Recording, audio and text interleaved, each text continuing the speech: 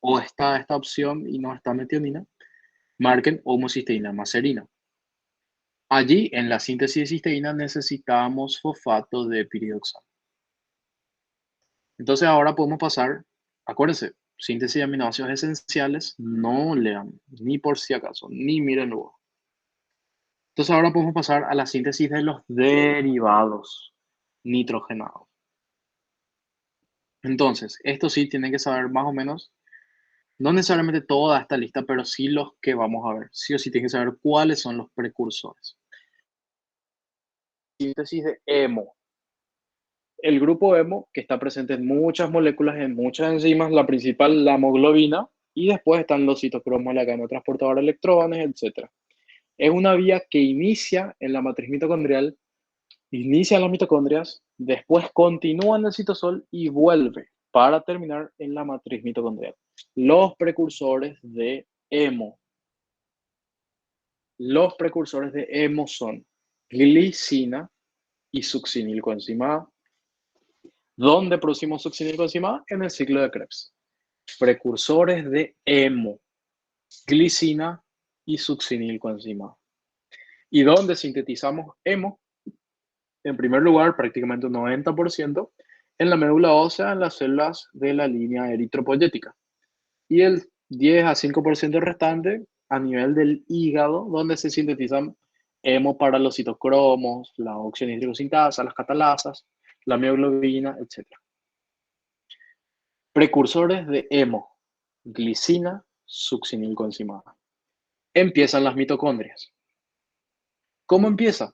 Succinilcoenzima A y glicina se condensan por la ala sintasa. ¿Qué es ala?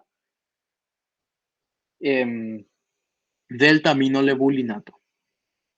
ALA significa delta aminolebulinato. Succinilcoenzima A y glicina se condensan. En esta reacción de condensación, glicina sufre una descarboxilación. ¿Cuál es el cofactor que participa en la descarboxilación de los aminoácidos?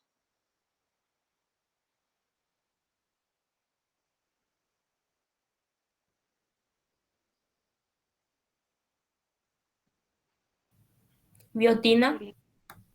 Biotina participa en la carboxilación. TPP, ¿no era? ¿Cómo? TPP. TPP participa en la descarboxilación, sí, pero de cetoácidos,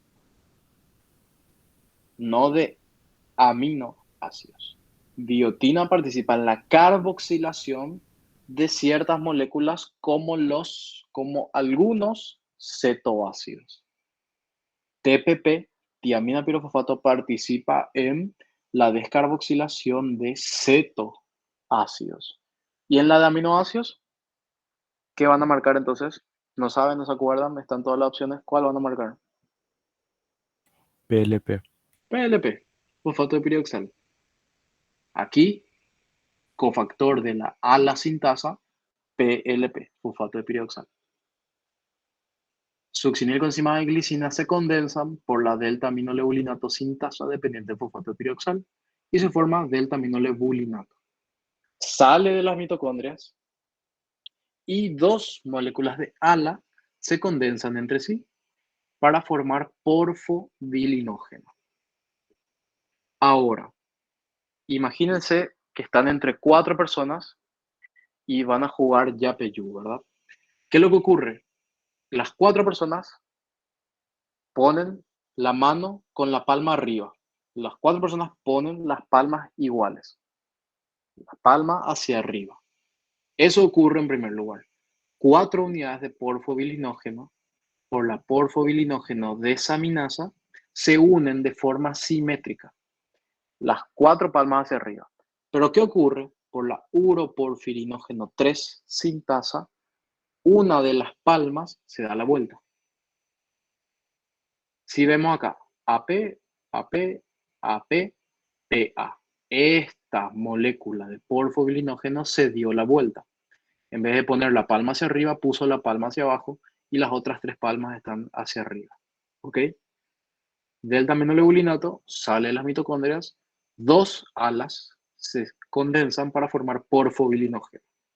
4 porfobilinógenos se condensan y uno de ellos se da la vuelta. Los 4 se condensan por la porfobilinógeno desaminasa y uno se da la vuelta por la uroporfirinógeno 3 sintasa. Y ahí tenemos el uroporfirinógeno 3. Ahora, hasta acá. A significa acetato, P significa propionato. Acetato, ustedes saben que es un ácido de 2 átomos de carbono, propionato es un ácido de 3 átomos de carbono. Uroporfirinógeno 3 sufre una reacción de descarboxilación donde los acetatos pierden su parte ácida, lo que les hacía ácido. O sea, pierden el carboxilo y se convierten en metilos. Y ahí tenemos el coproporfirinógeno 3. Coproporfirinógeno 3 entra a las mitocondrias y sufre una reacción de oxidación donde 2 propionatos se descarboxilan y se quedan como vinilos. Vinilos es, o sea, un vinilo es, o mejor dicho, son 2 átomos de carbono que están unidos por un doble enlace. Eso es un vinilo. Los acetatos se descarboxilaron y se quedaron como metilos. Los dos de los propionatos se descarboxilaron también y se quedaron como vinilos. Y ahí tenemos el protoporfirinógeno 9. Estos átomos centrales sufren oxidación. Tenemos la protoporfirina 9 y ahí le metemos el hierro para finalmente tener el E. Esta parte es poco probable que se les pregunte. Esta partecita, por eso me fui rápido. Es muy poco probable que se les pregunte. Lo que tienen que acordarse es cuáles son los precursores, succinilcoenzima A, glicina, que esta enzima, que es la delta-aminoleuculinato sintasa, necesita como cofactor a fosfato de piridoxal y que esta enzima, delta-aminoleuculinato sintasa, es una de las enzimas claves en la regulación de la síntesis de hemo, que vamos a ver enseguida.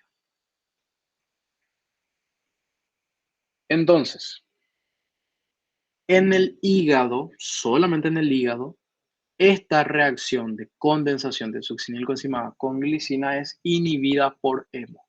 Cuando ya hay mucho hemo, se inhibe esta reacción porque ya no necesitamos seguir sintetizando hemo.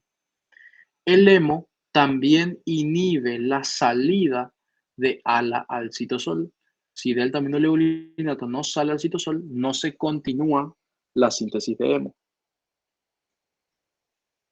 Ahora, la enzima porfobilinógeno sintasa está inhibida por plomo y la enzima hierro quelatasa o ferro quelatasa también está inhibida por plomo. Entonces, en una intoxicación por plomo, uno, después de un par de meses, va a tener anemia.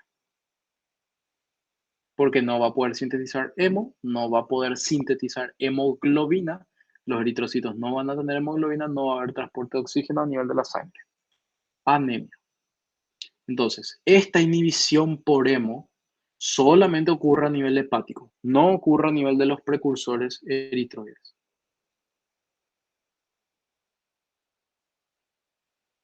En los hepatocitos, entonces, el exceso de hemo inhibe a la ALA sintasa, reduce la expresión de ALA sintasa e inhibe la salida de ALA. ¿Ok? Eso solamente en el hígado. En los precursores de eritrocitos, todo depende de la disponibilidad de hierro. Si tenemos hierro, nosotros sintetizamos hemo. Si tenemos hierro, sintetizamos. Si tenemos hierro, hacemos todo esto. Si tenemos hierro, hacemos todo esto. Esa es básicamente la regulación en los eritrocitos. Entonces, si hay un déficit de hierro, va a haber una anemia que se llama anemia ferropénica por déficit de hierro. En los precursores de eritrocitos, entonces, la regulación se da por disponibilidad de hierro. ¿Hay hierro? Bueno, se sintetiza hemo. Obviamente, en los eritrocitos también necesitamos que estén sintetizadas las cadenas de las globinas para poder formar la hemoglobina. Pero el principal regulador es la disponibilidad de hierro. ¿Hay alguna pregunta con respecto a la síntesis? Acuérdense, los precursores son succinilcoenzima A y glicina.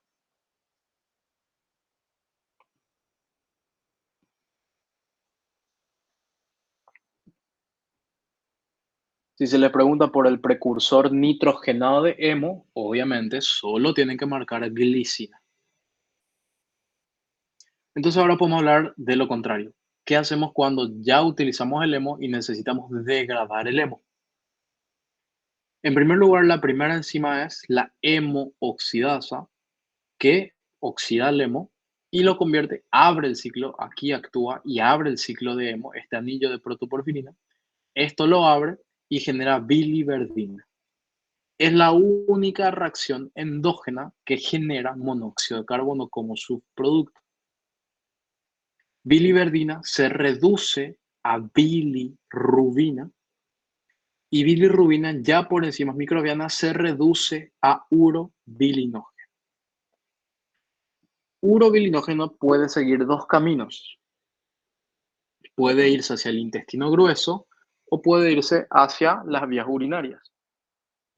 Si urobilinógeno se va al intestino grueso, se convierte en estercobilina, que es el que le da el color a las heces, y si urobilinógeno se va hacia las vías urinarias, se convierte en urobilina, que es el que le da el color a la orina.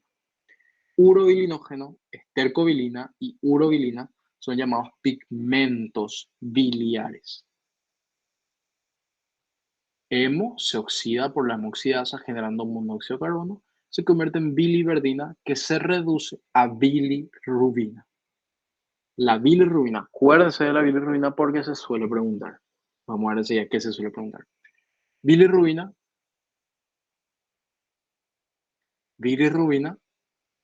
se reduce por enzimas ya microbianas a urobilinógeno y si continúa en el intestino grueso, se convierte en estercobilina, el color de las heces. Si continúa por las vías urinarias, se convierte en urobilina, el color de la orina.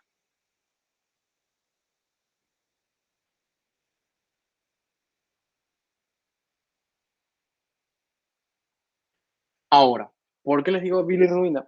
Porque la bilirrubina es un metabolito súper importante y la bilirrubina básicamente solo se produce en la degradación de hemo. Y la bilirrubina, como ven, es una sustancia bastante apolar. Entonces, para que pueda circular por sangre y pueda llegar a la siguiente parada, que sería convertirse en urobilinógeno, necesita ser transportada de una forma particular, porque ella por sí sola no se puede disolver en la sangre. O le cuesta disolverse en la sangre, entonces la bilirrubina puede estar presente de dos formas. La primera de ellas es la bilirrubina conjugada o directa, donde a la bilirrubina, que es esta de aquí, le conjugamos con UDP glucuronato. El UDP se queda y lo que realmente le cargamos, le metemos a la bilirrubina es el glucuronato. Esto se llama diglucuronido de bilirrubina o diglucuronato de bilirrubina. Ahora, esta bilirrubina modificada o llamada conjugada o directa es mucho más soluble, mucho más polar, y entonces se puede movilizar mucho más fácil por la sangre. Y es lo que en condiciones ideales ocurre. Bilirrubina conjugada o directa. ¿Con qué se conjuga? Con glucuronato. Ahora, si por ejemplo hay un déficit de esta enzima, bilirrubina, UDP, glucuroniltraferasa, hay un déficit de esta enzima, o hay un exceso de bilirrubina que se está liberando desde el hemo, hay un exceso de degradación de hemo, por ende una acumulación excesiva de bilirrubina y sobrepasa las capacidades de esta enzima, se va acumulando lo que se llama la bilirrubina indirecta o no conjugada. Esa acumulación va a generar lo que es la ictericia. Realmente la ictericia es de forma general acumulación de bilirrubina en sangre, pero normalmente ocurre por aumento de las concentraciones de esta bilirrubina no conjugada o indirecta. Bilirrubina conjugada con glucuronidos es la directa. La no conjugada es la indirecta. ¿Con qué se conjuga? Con glucuronato. Ahí necesitamos la bilirrubina, UDP, glucuronil, transferasa, que como siempre es una enzima hepática. Está presente en el hígado. Entonces, ictericia, se suele preguntar ictericia. Tenemos distintos tipos de ictericia. En una de ellas tenemos una ictericia hemolítica. Hay una degradación destructiva de los eritrocitos, una liberación masiva de hemo al torrente sanguíneo, una acumulación de bilirrubina y mucha bilirrubina se conjuga, pero no toda se puede conjugar. Entonces, sí se sintetizan los pigmentos biliares. Todo parece normal, todo está normal. Lo único que pasa es que como hay un exceso de bilirrubina, no podemos conjugar toda la bilirrubina y hay acumulación de bilirrubina y por ende aparece la ictericia. Ahora, ¿qué ocurre cuando hay una ictericia obstructiva? Para eso vamos a ver esto. En condiciones normales, el hemo viene en su gran mayoría, de los eritrocitos. ¿Dónde están los eritrocitos? En los vasos sanguíneos. Los eritrocitos, ustedes saben que tienen una vida media de 120 días, o sea que todos los días nomás luego estamos degradando eritrocitos, liberando hemo, produciendo bilirrubina. Esa bilirrubina llega al hígado asociada a la albúmina, ya que en el hígado la bilirrubina se conjuga con el ácido glucurónico. Esa bilirrubina conjugada por medio de la vesícula biliar llega al intestino. Y allí en el intestino, la bilirrubina se convierte en urobilinógeno y decide seguirse por las heces o por la orina. Repitiendo, los eritrocitos están en los vasos sanguíneos. Allí, por lisis de los eritrocitos, se libera hemo. La verdad que ustedes saben que la mayor cantidad de lisis de eritrocitos ocurre en el vaso, y ahí está el sistema reticular endotelial del vaso, donde están los macrófagos. No importa. Al fin y al cabo, la bilirrubina liberada en la degradación del hemo de los eritrocitos tiene que llegar al hígado. Eso es lo importante, que la bilirrubina llegue al hígado, porque allí se puede conjugar. ¿Cómo llega al hígado? Asociada a la albúmina, porque la bilirrubina no conjugada es muy apolar. Entonces tiene que venir asociada a la albúmina hasta el hígado. En el hígado, en condiciones normales, si todo sale bien, si todo está bien, la bilirrubina se conjuga con ácido glucurónico. La bilirrubina conjugada, o también llamada directa, se vierte al intestino gracias a la vesícula biliar. Y allí la bilirrubina sigue su metabolismo, sigue su camino. Se convierte en urobilinógeno y si sigue en el intestino grueso en estercobilina y se va a las vías urinarias en urobilina. Ese es el camino normal. Entonces, si nosotros tenemos una destrucción excesiva de eritrocitos, todo ese camino sigue normal, solo que se sobrecarga la cantidad de bilirrubina producida y no toda la bilirrubina es conjugada, por ende hay acumulación de bilirrubina e ictericia. Ahora, si hay una obstrucción biliar, la bilirrubina se puede conjugar en el hígado. La bilirrubina se conjuga en el hígado, pero cuando se quiere verter eso al intestino, gracias a la vesícula biliar y a las vías biliares, eso no se puede. Ahí está la obstrucción. Entonces, no llega bilirrubina al intestino, porque aquí está la obstrucción. ¿Y cómo van a ser las heces y la orina? ¿Con color, con mucho color, color normal o sin color?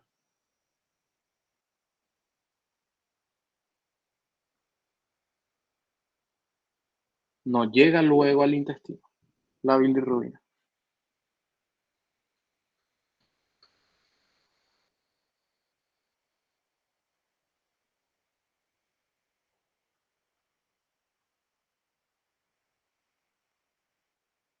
Y va a cambiar de color.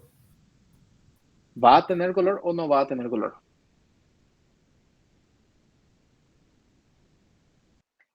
No va a tener color. ¿Por qué? Porque los pigmentos biliares son los que le dan el color a las heces y a la orina. Y los pigmentos biliares derivan de la bilirrubina.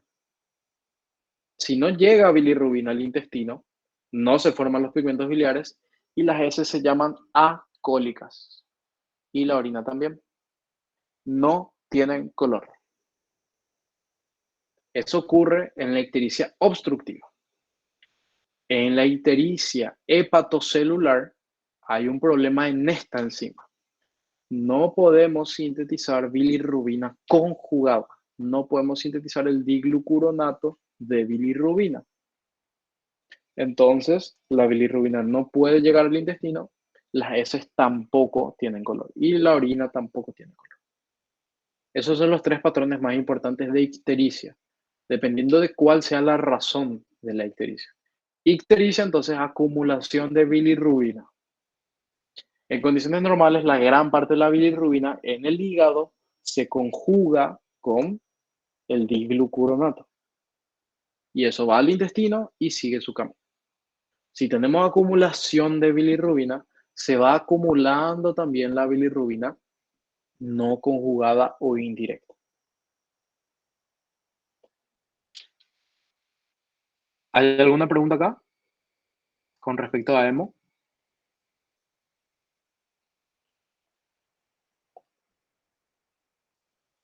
Entonces, ¿cuáles eran los precursores en la síntesis de hemo? Glicina y succinil-CoA. Perfecto, glicina y succinil coenzimada. Ahora vamos a hablar de las catecolaminas.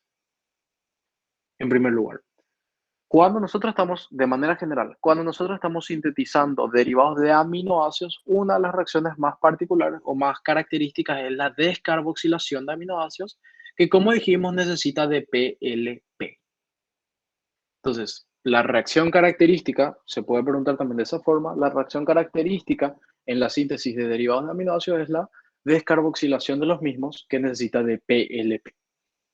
Entonces, cuando hablamos de los derivados de tirosina, tenemos en primer lugar a las catecolaminas, en segundo lugar a los pigmentos melánicos de melanina y en tercer lugar a las hormonas tiroides.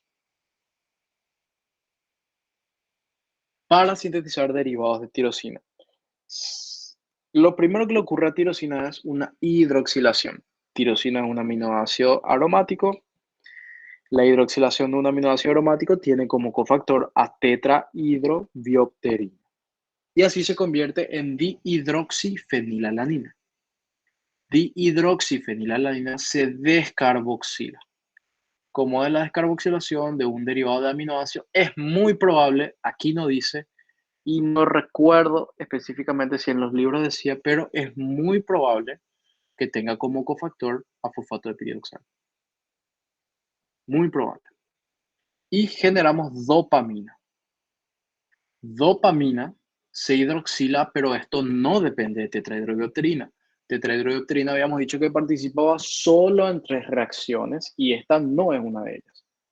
Dopamina se hidroxila y esa hidroxilación depende de ácido ascórbico o vitamina C, algo parecido a lo que vieron en la síntesis de colágeno. Ácido ascórbico permite hidroxilación de dopamina que se convierte en noradrenalina. Noradrenalina se metila por el mejor agente metilante que es SAM. ¿Cuál es el aminoácido precursor de SAM?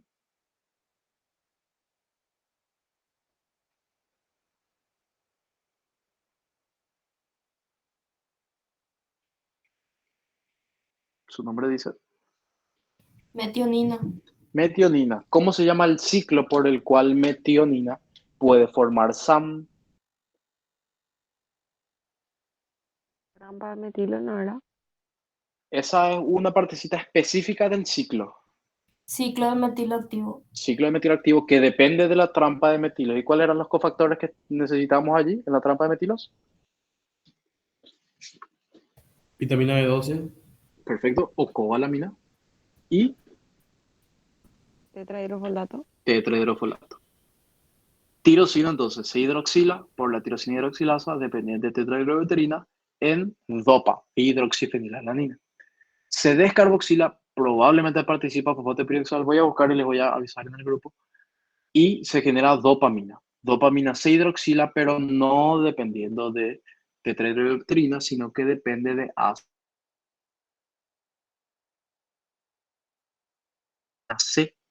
Y ahí formamos noradrenalina. Noradrenalina a su vez se puede metilar para formar adrenalina. Estas tres son catecolaminas: dopamina, noradrenalina, adrenalina. Ahora, nosotros podemos sintetizar catecolaminas, pero también tenemos que degradar esas catecolaminas. Para eso tenemos dos enzimas. Acuérdense bien el nombre de las enzimas: MAO, monoaminooxidasa, y COMT, catecolamina o metiltransferasa. Lo que hacen estas enzimas es degradar parcialmente las catecolaminas para que sean metabolitos un poco más pequeños y un poquitito más polares, sobre todo, para que puedan salir por orina. Entonces, dos enzimas necesitamos para el catabolismo de las catecolaminas: la MAO y la COMT, monoaminooxidasa y catecolamina o metiltransferasa. En nuestro examen se preguntó: ¿el ácido vanilil mandélico es un intermedio en el catabolismo de? Y la respuesta era catecolaminas.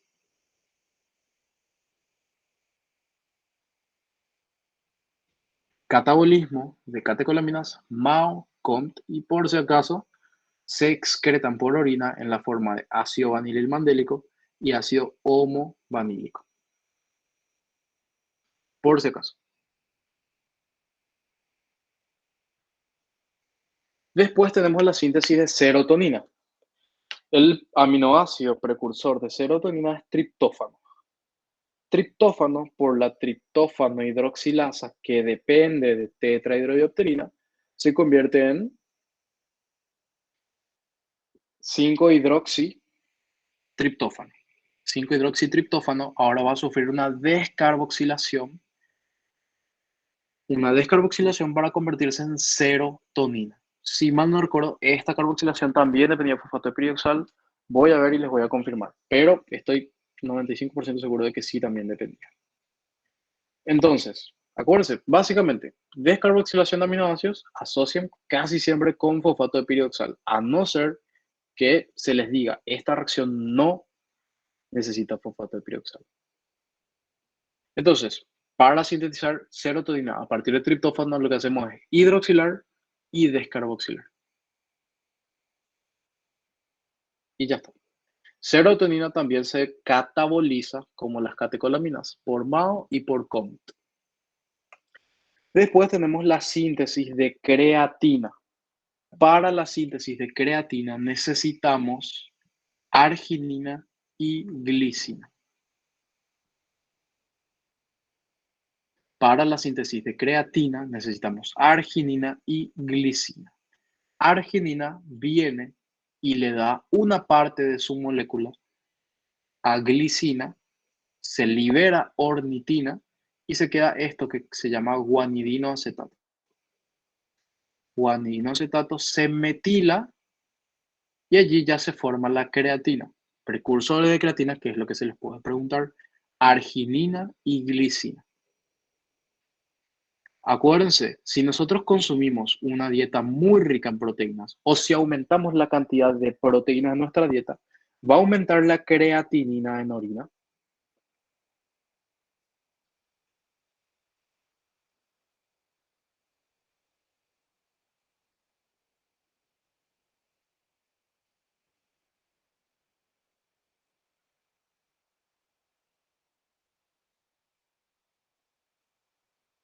Sí. ¿Alguien difiere? ¿Cuál es la pregunta? Si nosotros aumentamos la cantidad de proteína en nuestra dieta, ¿van a aumentar los niveles de creatinina en sangre? En orina, escuché yo. En orina, ¿Qué dije ahora? ¿En orina o en sangre? No importa, lo mismo es. La No, misma pero escuché respuesta mal al nomás, final. bro, escuché mal Ah, nomás. ok. Cuando nosotros aumentamos el consumo de proteína en nuestra dieta, ¿qué aumentaba en orina y o en sangre?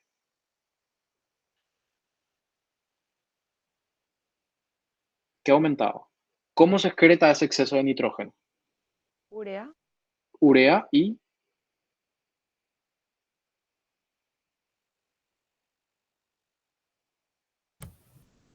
Y amonio más cantidades. perfecto, urea y amonio.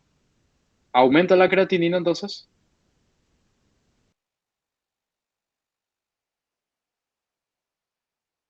No. No. La creatinina no tiene que ver con el consumo proteico, tiene que ver con la masa muscular de cada persona. Y ya ustedes saben que óxido nítrico también se sintetiza a partir de arginina. Después, esto también salió en nuestro... No, este todavía no salió. La siguiente era. Pero esto también salió. Síntesis de carnitina. ¿Para qué usábamos nosotros carnitina? Para transportar proteínas a través de la mitocondria, ¿no, verdad? Perfecto. Ay, casi. Transportar. Ácidos grasos. Perfecto. Transportar ácidos grasos de cadena larga a través de la membrana mitocondrial. Para eso usamos carnitina. ¿Qué salió con respecto a carnitina? La carnitina es el único derivado de aminoácido que se sintetiza sobre una proteína. Una proteína grande tiene un residuo de lisina y sobre ese residuo de lisina que está dentro de una proteína más grande se sintetiza la carnitina. El óxido nítrico se sintetiza a partir de arginina libre. La creatina se sintetiza a partir de arginina y glicina libres. La serotonina a partir de triptófano libre, las catecolaminas a partir de tirosina libre. Pero la carnitina se sintetiza a partir de un residuo de lisina que está unido a una proteína. Y lo que necesitamos es metilarle 3 veces con SAM. Y ahí tenemos carnitina. O sea, lo que necesitamos es SAM y necesitamos un residuo de lisina. Y por último, esto salió en nuestro parcial, cómo sintetizamos poliaminas. No me acuerdo si salió poliaminas o putrescina, pero sí, no poliaminas, ¿verdad? ¿Cuál es el precursor de las poliaminas? Y su precursor es la ornitina. Acuérdense, poliaminas, como la espermidina, la espermina, el precursor es ornitina. ¿Hay alguna pregunta? ¿Hay algo que no quedó claro?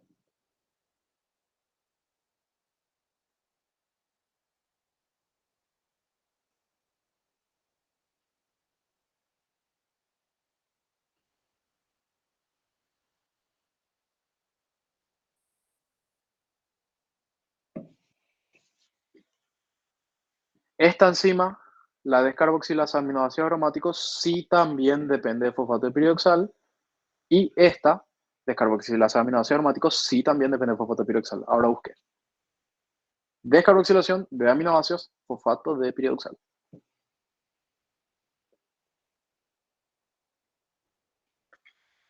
¿Alguien tiene alguna pregunta? ¿Hay algo que no quedó claro? ¿O alguien quiere preguntar sobre algún contenido anterior?